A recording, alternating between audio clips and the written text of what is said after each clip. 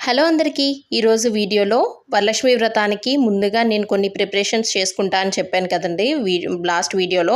అవన్నీ కరెక్ట్గా చేశానా లేదా మీతో షేర్ చేస్తాను పదండి. ట్యూస్డేనే నేను బెడ్షీట్స్, టవల్స్ అండ్ కర్టెన్స్ అవన్నీ కూడా ట్యూస్డేనే వాష్ చేసేసుకున్నాను. అండ్ గాజులు అవి వెడ్నెస్డే తీసుకుంటా అని చెప్పాను కదా, ఇవి మాత్రం ట్యూస్డేనే తీసేసుకున్నానండి మార్కెట్కి వెళ్ళి. అండ్ ఆ మార్కెట్లోనే ఫ్రూట్స్ అవి కూడా పెడితే ఫ్రూట్స్ కూడా అన్నీ తీసేసుకున్నాను. ఆ తర్వాత నెక్స్ట్ డే వెడ్నెస్డే వచ్చేసి నేను బాల్కనీస్ అవన్నీ కూడా క్లీన్ చేసేసుకున్నాను. చూడ్డానికి చిన్న చిన్న బాల్కనీస్లో కనిపిస్తాయి కానీ డస్ట్ మాత్రం చాలా పట్టేస్తుంది. అండ్ మ్యాట్స్ అవి కూడా నేను ట్యూస్డేనే క్లీన్ చేసేసానండి. ఆ తర్వాత ప్రసాదాలు కానీ మార్కెటింగ్ సంబంధించిన కానీ అన్నీ కూడా ఇలాగా బుక్లో రాసి పెట్టుకున్నాను.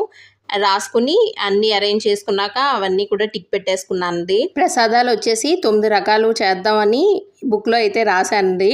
కాకపోతే ఎన్ని చేశాను అనేది వరలక్ష్మి వ్రతం వ్లాగ్లో మీరు చూడొచ్చు. ఈ పువ్వులన్నీ కూడా నేను వెడ్నెస్డేనే తీసేసుకున్నానండి. అప్పటికే చాలా కాస్ట్ ఉన్నాయి పువ్వులు. అండ్ ఈ చామంతి పూలు వచ్చేసి 20 రూపీస్ తీసుకున్నాను. పావు కేజీ అడిగితే 100 రూపీస్ చెప్పారు, కానీ ఒక 20 రూపీస్ తీసుకున్నా అంతే. అండ్ ఇలాగా ప్లాస్టిక్ కంటైనర్లో నేనైతే స్టోర్ చేశానండి. ఇలా స్టోర్ చేసుకుంటే పేపర్స్ అవి పెట్టి స్టోర్ చేసుకోవడం వల్ల మనకి చెమ్మ అనేది లాక్కుంటుంది, లోపల వాటర్ అనేది వెళ్ళకుండా పువ్వులు అవి పాడవకుండా ఉంటాయండి. కొబ్బరికాయలు, మామిడాకులు అవన్నీ కూడా తెచ్చుకున్నా. మామిడాకులు వచ్చేసి ఒక్కొక్క కొమ్మ 10 రూపాయలకి ఇచ్చారు. తప్పదు కదా, ఇంకా తీసుకున్నాను. ఆ తర్వాత బెల్లం కూడా కోరి ఫ్రిడ్జ్లో అయితే పెట్టేసుకున్నానండి. బూర్ల పిండి, గారెల పిండి అవన్నీ కూడా గ్రైండ్ చేసేసి ఫ్రిడ్జ్లో అయితే పెట్టేశాను.